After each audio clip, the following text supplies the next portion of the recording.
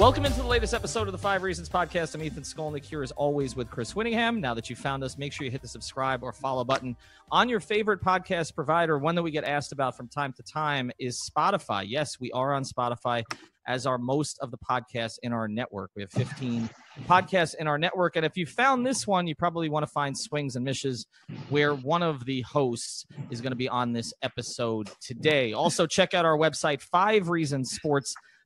That's spelled out FIVE, reasonsports.com, where another of our hosts, who you will hear today, who's on Cinco Razones, writes quite a bit on there. So make sure that you check that out, as well as all of the latest Heat, Hurricanes, and Dolphins news, all for free. All right, so today we're going to talk Marlins, and we are kind of at the quarter pole of the season. We just passed it last week. We're getting towards the third pole, and things are a little bit different than they were when I decided to do this 4 days ago. So like, this is reverse jinx, guys, because whenever we're rooting for something to happen, it doesn't happen. And so I thought we were gonna do an episode about how much the Marlins were struggling, so they won 4 straight. If we go to a watch party to watch the Heat or Dolphins win, or even the Marlins win, they're gonna lose. So a little bit different context than maybe where we started. But what we're gonna do today, and we're gonna do it with 5 different people: myself, Chris, Alejandro Villegas from Cinco Razones, which I mentioned to you, which covers a lot of Marlins in addition to NBA, soccer, and more. Jeremy Tache from Swings and Mishes, and one of our friends over at The Athletic Miami. If you haven't subscribed, you certainly should. I do. I know Chris checks it out also, a lot of the guys in our network, and that's Andre Fernandez, who was at a newspaper I will not mention for a very, very long time in this market. So we're going to start here, and I'm going to go to Jeremy first, and you are Mr. Positivity. I think Alejandro may be second in this regard, but I mean, you could find, sunshine in a blizzard, basically. And you did a few weeks ago telling Marlins fans and just people in general to just sort of enjoy the process, as they might have said, in Philadelphia with the 76ers. How do you think the process has gone now through about 50 games? If you asked me 4 days ago or 5 days ago before this little 4-game win streak, I might have actually been negative for the first time in maybe my entire life, because the Marlins were struggling. And, I think the frustration, if I can relate to the frustration of the fans at some point, was that during a rebuild or a build, as it's, being called, it's tough to focus on the positive when it's not only that you're losing most games, but you're losing them in a fashion where you never feel like you're quite in them. And the positivity that I was trying to say from the very beginning of the season was, hey, look at the starting pitching. Most of these games are going to be close. I anticipated that the offense would be able to put up, 3-4 runs a game, and so maybe win a few. And for a while there, the team had literally one of the 3 or 4 worst offenses of all time. Now, in the last 4 games, they've turned that around a little bit. And so on the positive side, to go there, the starting pitching has been as good as we hoped it would be. Every starting pitcher has had their moments where they haven't looked perfect, but all 4 of the quote unquote, young starting pitchers, even though Jose Urena and Caleb Smith are of the same age, just different game experience. All 4 of the young pitchers have been pretty solid this season. Urena has actually turned things around and looked really good himself. And you've gotten just enough production in the lineup. I think the one disappointing thing so far was offensively, you weren't getting a ton of that production out of the young guys, right? So Brian Anderson hasn't been quite as good as we hoped he would be to start the year, although he hit a homer last night and has started to look better in the last few games. Jorge Alfaro has looked really good in moments and also gone through stretches himself. So that's the one part of it that if the Marlins are, and let's not forget that Lewis Brinson is currently at AAA, if the Marlins are going to really feel like, okay, we were bad this year, but here's the good, you need those guys to produce as well. All right, let's go to Alejandro on this. I mean, again, Jeremy can find positivity just about anywhere. And I agree with him about, the pitching, obviously, and you've written about that. Others have written about that. I was in the clubhouse the other day, and I'm just looking around at the position players, and I'm trying to figure out, like, if I come back in 2 years, who's actually going to be here and be in a prominent role. And I don't see anybody. I see that little pitching corridor, and I don't know what's going to happen to Caleb Smith in a year or two, but obviously Alcantara and the others, okay, are likely to be here. And then others prospects are going to come up, and whether it's Sixto or some of the others that are down on the farm. But again, I'm looking at the position players and I'm saying, okay, is Brian Anderson a core piece? Probably not, right? Brinson's not here. Monte Harrison isn't up yet. Who is the, other than Alfaro, and I'm going to look past this recent stretch where he has struggled more because he's going to go through that.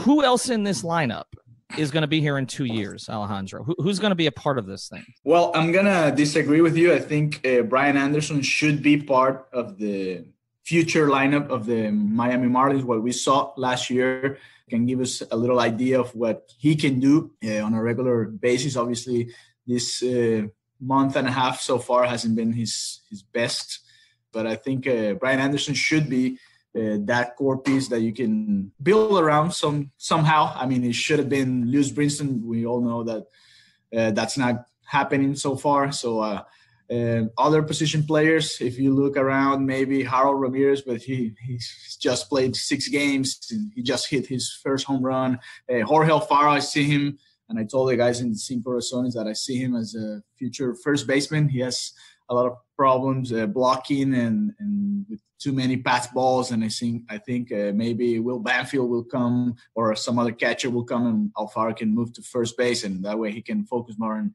hitting than just focusing on defense. But you're right. I mean, right now in the lineup, if you look around, you have, let's say, Miguel Rojas is probably not going to be here in the future, starting Castro, or maybe Rojas is going to be a utility player like he was before. Castro is probably going to be gone. Obviously, Granderson's not going to be here. I mean, if it was for me, I think Herrera and Granderson should have been out already. Maybe a little too many at-bats for them in the beginning of the season, especially Granderson as a leadoff. I don't know why they're not giving, Ramirez or some other young guy more at-bats in the first hole, but whatever. And Alfaro, too. I mean, he had that good stretch, and Jeremy wrote that article that we won the trade, the Ramirez trade and all that. But thanks for that. Thanks. Yeah, thanks. Yeah, you're welcome. And then is that the 5 reasons mission accomplished article? Everyone just relax, okay? I mean, at that point we were winning. That's true, but I mean, right now it's back to we don't know. All right, so let's go to Andre here, and to the point that Alejandro is making, because this has stuck out to me too. Why are, other than the fact that they seem to be good guys, okay, why are Granderson and Walker and others who are not trade pieces getting this many at bats? And at what point are we going to start to see? Are we going to see Monte Harrison? Are we going to see some of the others come up? Because if you're not trying to win right now, other than having a Granderson in the clubhouse for his presence, and a Walker in the clubhouse for his presence, what exactly is the point? Well, the thing with Walker is, I mean, Walker has actually had a pretty good year. If you look at it, he's actually been one of their best hitters so far. I mean, I understand that he's only a temporary, he's a rental, but I mean, I think he's hitting like around 290 something. He's actually been one of the few bats that's actually responded, and maybe he could be a trade piece at the deadline if he at least keeps hitting this way. Maybe not a major trade piece, but it gets some value. With Granderson, the value he's brought just been in the clubhouse, like you said. I mean, he's at a point now in his career where, there's not much you're going to get out of that bat right now. But, I mean, what we were talking about, we were talking about before, they have the rest of this season to me is about developing the talent like Alfaro, like a Brian Anderson, to find out really if he's going to be one of those long-term pieces. I still think he is right now. I mean, you look at what he can do at third base. You look at what he can do even in right field when he needs to be in right field. I mean, the guy has an amazing arm.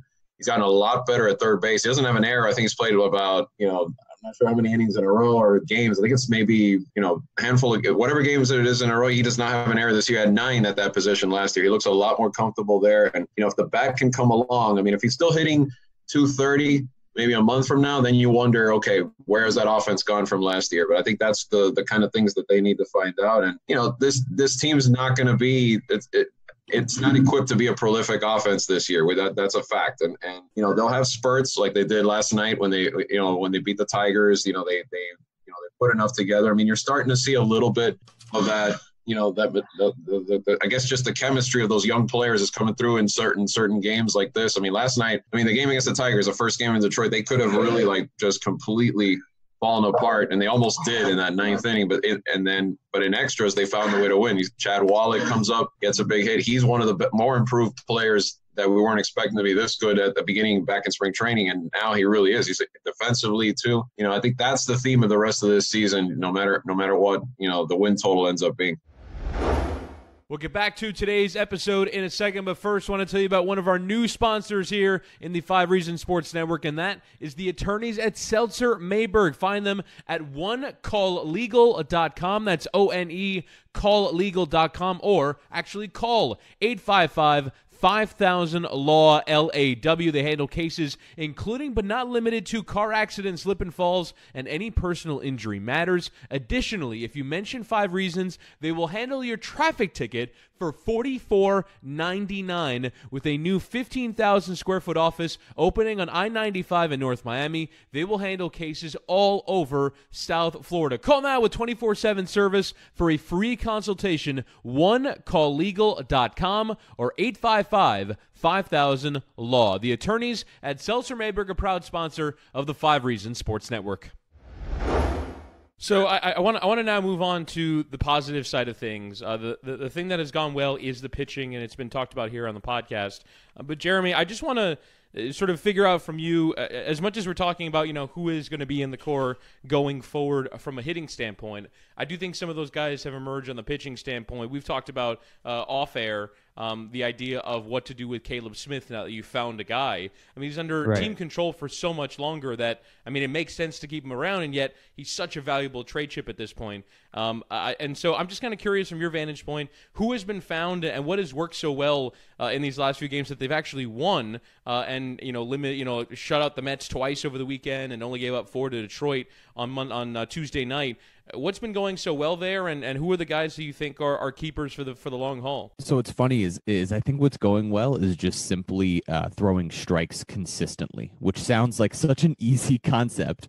But when you have guys that in some ways, like Sandy Alcantara is a power pitcher, right?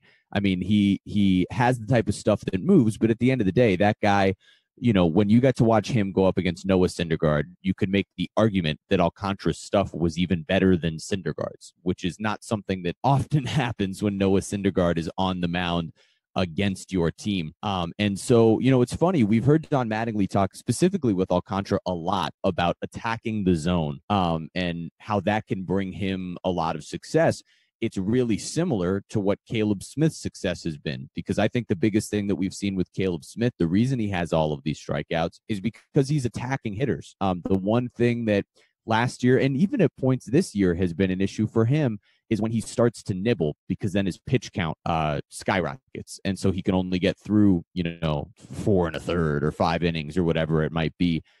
This year, he's thrown enough strikes to where he's been dominant, because all of these guys have really good stuff. The only guy, and we've mentioned this from the beginning of the season, the only guy who doesn't have overwhelming stuff is Trevor Richards, but his changeup is just so good that it sort of is irrelevant because he still keeps guys off balance. I think the thing that's gone well for them the last few days really has just been, if you look at it, they've just scored enough runs to win. I mean, it's not like the offense has really been this juggernaut. It was on Friday night against the Mets, but they scored 2 runs and 3 runs respectively on Saturday and Sunday. They scored 5 last night in extras. But I think the big thing is that when they can take a lead early and take some of that pressure off of their starting pitching to be perfect, then that's where you end up seeing success and wins. So when the Marlins are jumping out in the first, second, third inning and giving their starting pitchers a lead to which they can just operate and pitch comfortably, you're seeing these guys really thrive to the best that they possibly can. So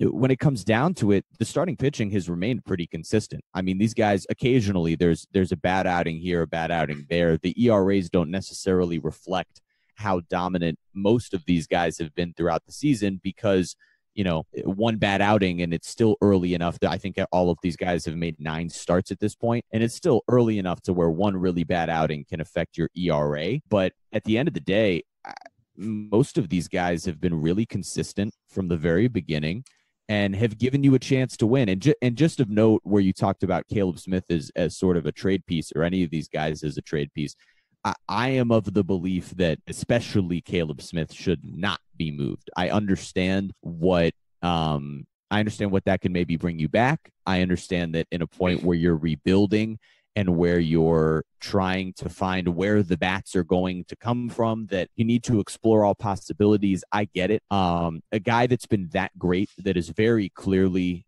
capable of being an ace of a staff, even if just from a PR perspective, you can't move him. But I just think from the baseball side, I don't think that you let that go given what the contract is over the next few years. This is a different situation than, where some people would say, oh, but with the contract that they traded Yelich. So I get it.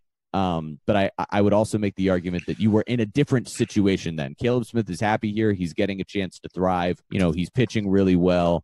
And you have a guy that could be a piece of this build as you build toward the future. You can't just, dump off everything at any given chance that you get. That's what sort of, to be honest, the old regime would have done. Alejandro, I wanted to ask you about the performance that was turned in on Sunday by Sandy Alcantara. Only 6. I think I looked it up yesterday. There have only been 6 either complete games, period, or 6 shutouts. I'll look it up exactly in a moment. But I mean, the performance he put in on Sunday was absolutely incredible. Only giving up 2 hits and accomplishing all that on a fairly limited pitch count as well. What have you made of Alcantara? He's been kind of up and down this year, but really having his breakout performance on Sunday. Yes, he needed 89 pitches only, and that's because he made an error in the 8th inning, but he could have finished that game probably with 80 pitches and it would have been fine too. With Alcantara, and I talked to about this with the guys in Cinco, he had that great outing, his first outing of the season against the Rockies. He threw 8 innings, no runs. He was great that day. We thought, all right, we have a very good guy, maybe a 1 or 2 guy for future. And then he came down, and it's what Jeremy said, maybe 1 outing, but what I've seen from Alcantara is more than 1 outing. Sometimes it's just 1 inning per outing. It's those 3 or 4 run innings that just make your outing look so bad that when it really wasn't, like that time with the Cubs, the first inning, he allowed like 3 or 4, and then he threw 6 or 7, whatever. But then you already allowed 3 or 4 runs. That brings your ERA way up again. I think he needs to know how to get out of trouble, how to limit those 3-4 run innings to maybe 1 or 2 run innings, and that would be a great difference. That's what aces do. I mean, they get in trouble and they find a way to get out of them, and that's the main thing that I'm worried about. Sandy Alcantara. Sometimes too, I see some moments of really he just loses control of his fastball, his command, and I think he needs to work on that. I think we saw some of it even in the last outing against the Mets. I think that 8th inning he started with a walk, and those type of things you can have. Just starting an inning with a walk, 4 straight pitches. That's something that an ace, if Alcantara wants to be an ace, that can happen. And I think he's been working on that. I think we have maybe a 1 or 2 guy in the rotation, like I said, but I think he has to work on those command first and trying to limit those bad innings, because bad innings are going to happen, but you just have to learn how to limit them and not destroy, if you will, your ERA, because right now he's 4.25 of ERA, but it could be better. Like, I mean, we've seen he's pitched 53 innings. I'm going to say maybe 40 of them have been great, and maybe 13 or 12 of them have been bad, and that brings your ERA really bad. I'm just throwing away numbers. I'm not sure, but what I'm saying is Alcantara needs to be more consistent. We'll get back to our episode here in a second, but first I want to tell you about a great new sponsor of the 5 Reasons Sports Network, and that is ShipYourCarNow.com. These guys can move any car, boat, RV, motorcycle, or equipment anywhere you need worldwide. You have a business and need to ship freight or machinery? Call them. College moves, new car, used car, buying the toy you've looked at for a while? Call them. These guys can ship it all, so give them a call. Here's the number, 1-800-264-4644. That's 1-800-264-4644, or visit shipyourcarnow.com/5 reasons. Also, make sure to mention 5 reasons on the phone. I wish they'd had this when I was going to college. This would have been great for me. I needed to get my car down from Baltimore to Florida. I ended up taking the auto train. You don't want to take the auto train. Ship your car, fly. No job too big or too small. Ship Your Car Now moves it all. And Andre, I want to explore this concept further because I do think Jeremy brings up an interesting point, because I do think that the Marlins could potentially finance the improvements to their hitting with pitching. But we talked to Michael Hill on the pod ahead of the season, and he was saying that pitching is his most important priority, and that when the Marlins were failing to win games, when they had one of the best lineups ever, it was because of pitching and they didn't have enough. So do you think that they would even consider that strategy? And what do you even make of the idea of, now that they're kind of in a better spot with pitching? Again, it's still bottom half of the majors, but in comparison to what people think of the Marlins as this awful team, it is far better than you would think. So do you think that there would be any consideration to financing an improvement of hitting on the back of sacrificing a few pitching prospects or current major leaguers? As far as this season goes, as far as what I know, I think the pitching is the most valuable resource they want to protect. And I think that goes with Caleb Smith or any of these guys. I mean, they'll listen to offers, I'm sure, if they come in July. But I think they are building pitching depth throughout this organization, and you're seeing it this year already, not just at the big league level, but you're seeing it in AAA with Zach Gallen. You're seeing it with, Sixto Sanchez, with George Guzman, with, the guys at the single A level, the Jupiter rotation. I mean, to me, I've heard that those are the ones, but going back to the big league level, I've heard that this starting core is protected right now, and that's the resource they really want to keep, as well as maybe long-term pieces like Alfaro. And at least for this season, I mean, this season in the end, like I said before, they're not suddenly going to turn it around drastically and start fighting for the NL East title or anything like that. So to me, it's got to keep this core together, continue to build on it. They will listen to offers, but that's the thing. It just depends. I mean, if would a team really want to part with so much to get a Caleb Smith? It just depends where a team situation could be near the deadline. But I think that's the priority right now. And I think eventually, once they get a little further into their rebuild, then that's when they may look at, they're going to have more money to spend for starters next season when some more of these guys are gone and off the books. So that's another factor to look at as well. Let's try to move through this a little quicker, because I do want to get to a couple more questions here before we close. The first one is about Derek Jeter, and that is kind of what all of this is wrapped around, right? Because that's who the fans are pointing to. I mean, they don't talk about Bruce Sherman, who really is the money man, who ultimately is going to make decisions about how much they build this thing out. They don't talk about Don Mattingly, because I think there's an assumption at this point that, fair or not fair, that Don's probably not going to be here at the end of this process, maybe not even at the end of the season, but not at the end of the process. So it all comes back to Derek. And I guess I will just throw this to you guys, and you guys kind of give me a rating here between 1 and 10 and expand a little if you like. How well do you think he has sort of conducted this process so far? 10 being the best, 1 being at the bottom. I understand there's a lot we don't know until some of these prospects develop, but what should be the approval rating of Derek Jeter in this town right now? I'll go to Jeremy first. I guess I'm just going to go based off my gut answer, because I haven't, I guess 1 through 10 is a little, there's so many layers to this. I'll go, I don't know, like 7.5, right? Because I can understand that there have been things that haven't been perfect. I'm not going to delve into every single thing that gets criticized on Twitter, but I understand that there have been moments in everything that's happened so far that haven't been perfect. That being said, I know that I look at most of the trades that have been made and I say, all right, that's a pretty good return so far from what we know.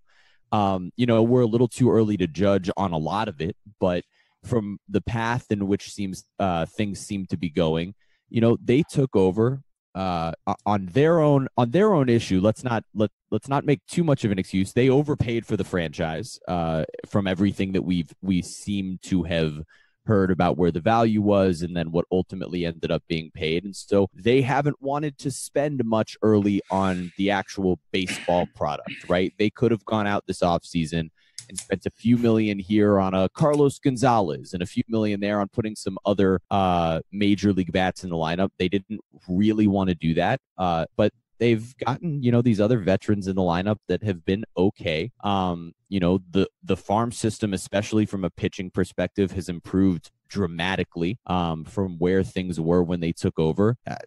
Not for nothing, but the stadium looks absolutely beautiful, in my opinion, compared to where it was before.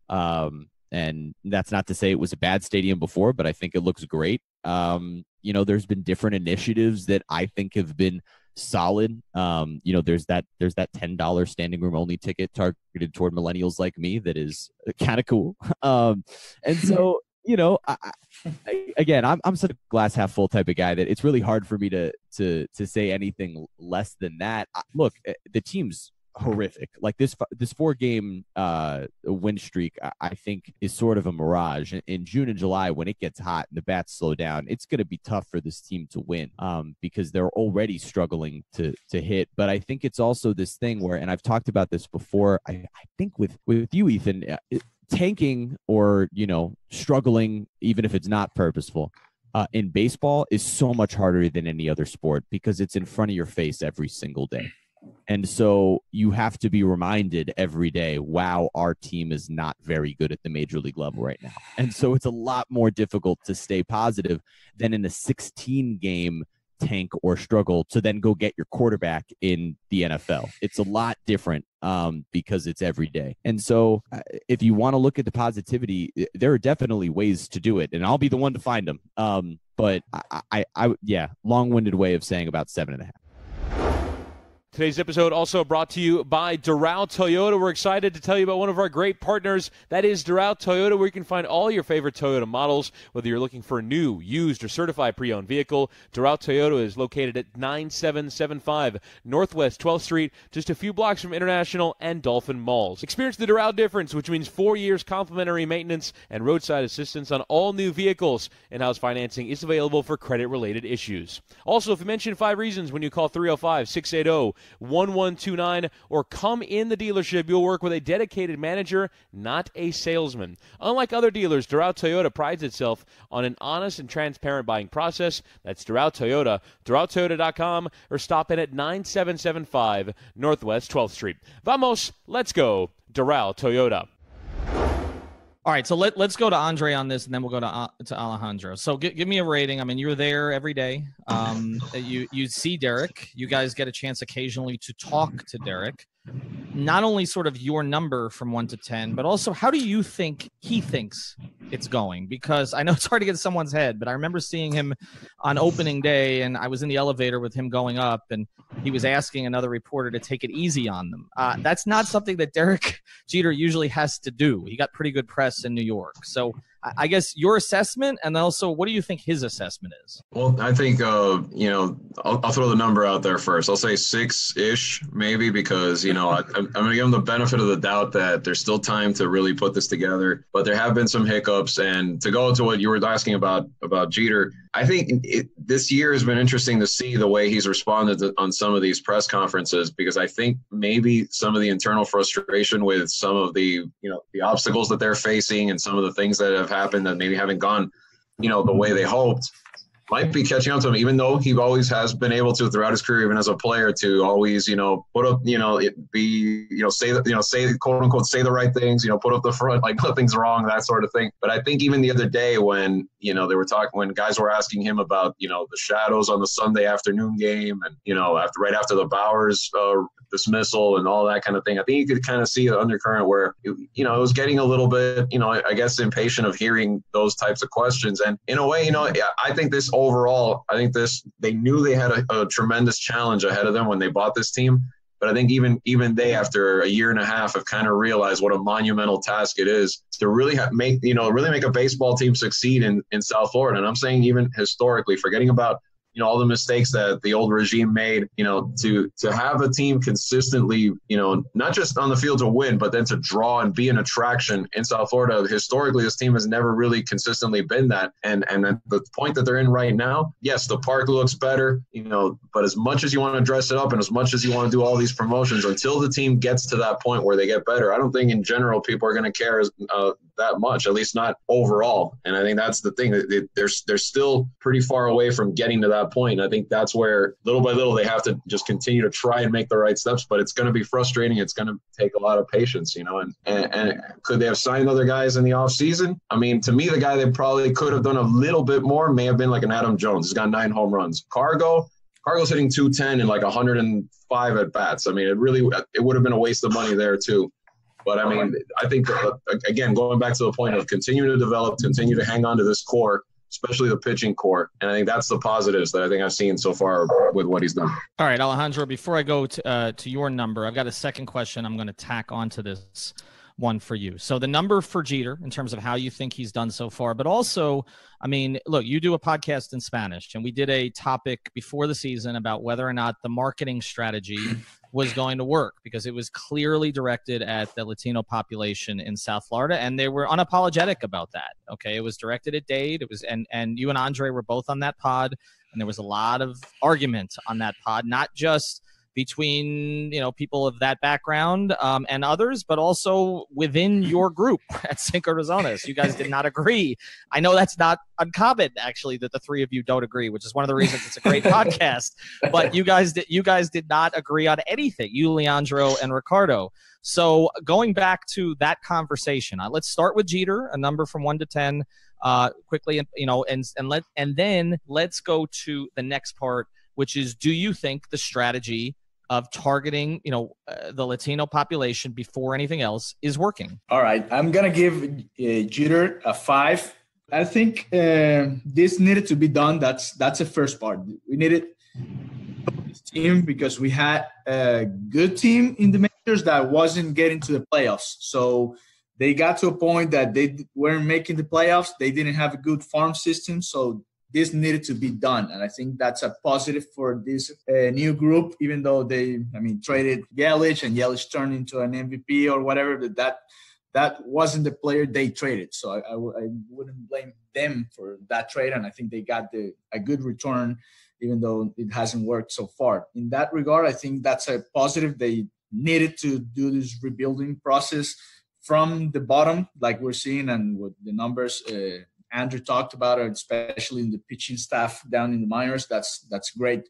And besides that, they gave the Benza brothers good money to sign them and trying to bring a good young pair of players, Cuban players, to this community. I think that was a good move by them. On the other side, like Jeremy and Andrew were saying, maybe they could have done a better job building a team for this year, especially not to lose 120 games like they're in their way to do after or before they won this 4 games. I think if Cargo's hitting 210, Granderson's hitting 180 or 170. I don't know. I could have done a better job, I think. Maybe with Granderson, with Adam Jones, with any other players. We have Melky Cabrera. I don't know. We had so many players that could have been here just for 1 year or whatever, and they could have been a good player to trade in July, or players to trade in July and get a good return. And I think they didn't do a very good job in that regard. But anyway, I wanted to talk about the Cuban Heritage Day, and especially now that you asked me about the Latino community and their efforts to bring more Latino people. We only knew about this Cuban heritage like 1 or 2 days before. And we were talking at Cinco, or I don't know if we did it on the podcast itself, but we were talking like, hey, this should have been like a 2-week or 3-week promotion. You're in Miami. You have so many Cubans here. That should have been like your main day to try to bring some people back to the stadium.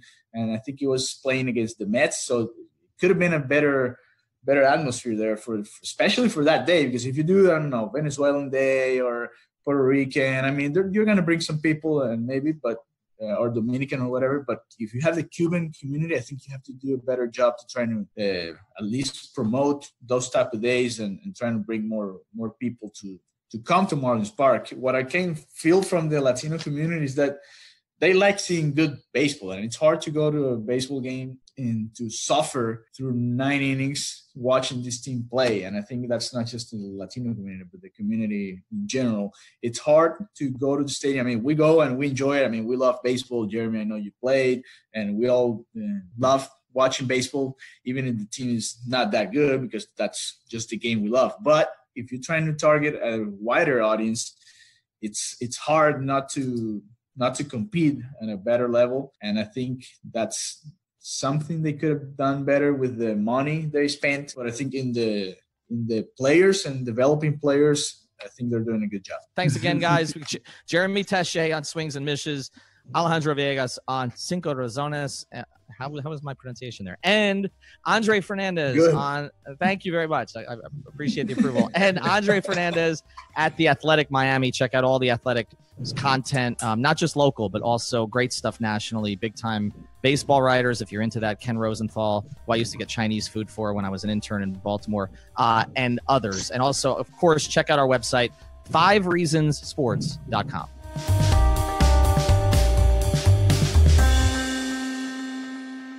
Thank you for listening to the 5 Reasons Podcast. Thank you so much.